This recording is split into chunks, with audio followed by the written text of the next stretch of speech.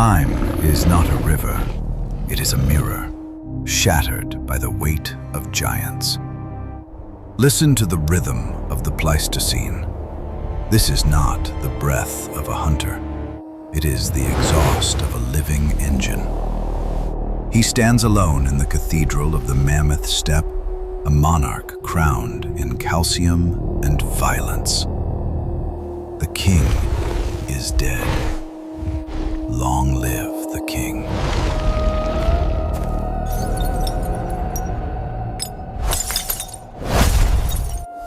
We look at them and see a reflection. We call them father and son. But nature does not write such simple stories. One was a hammer forged to break the world. The other is a scalpel, sharpened to survive it. Two thrones, one bloodline, broken by time. He was never designed to run. He was designed to ruin.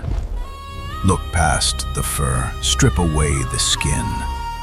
This is not the skeleton of a feline. This is the chassis of a siege engine. The Smilodon did not chase the wind. He waited for the storm to come to him. His front legs were pillars of bone, built to wrestle a 6-ton mammoth to the earth and hold it there. And then, the weapons. 2 curved daggers, nearly a foot long, protruding from the skull like icicles of doom. But these were not swords to be swung wildly in battle. They were fragile instruments of precision. Nature does not give you weapons this terrible without a cost. He was not a solitary assassin. He was a general leading an army. The fossils tell us the truth. Healed fractures, mended bones. These cripples survived because they had a family. They roared in a chorus that shook the tectonic plates of the Americas. Precision, power, execution. He did not eat because he was fast. He ate because he was inevitable.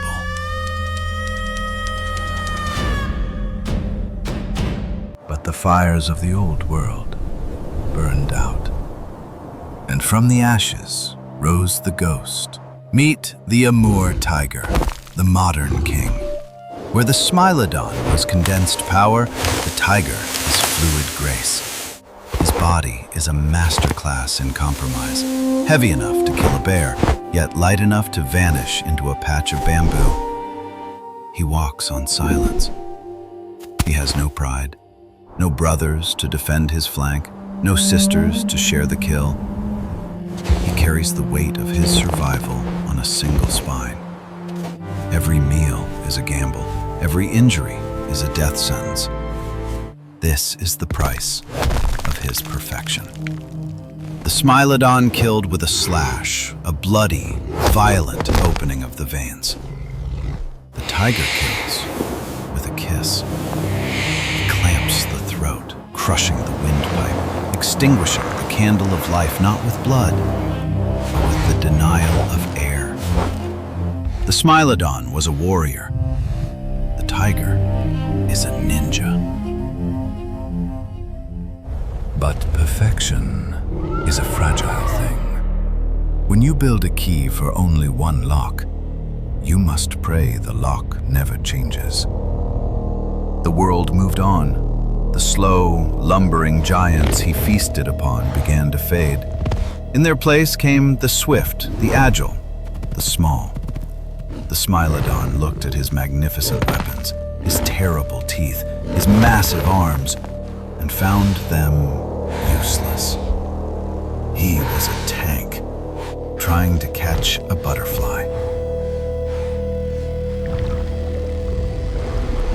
Desperation leads to the dark. At the edge of the world, in the pits of La Brea, the hungry kings gathered for a free meal. They saw the trapped mammoth and thought it was a gift. It was a trap laid by the earth itself. And so, the hammer was retired.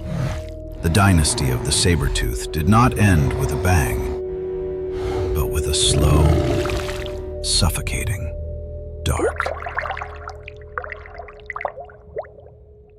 10 millennia have passed. The ice has retreated. The Smilodon is nothing but dust and data points in a museum basement. But his cousin, the generalist, the shadow, remains. He survived the ice. He survived the starvation. He survived the great dying that claimed the rest of the megafauna. He won the Evolutionary War because he could change. But now, the ghost faces a new winter, not made of ice, but of indifference. We watched the first king fall because we were not there to save him. Let us ensure that the last king does not become a myth.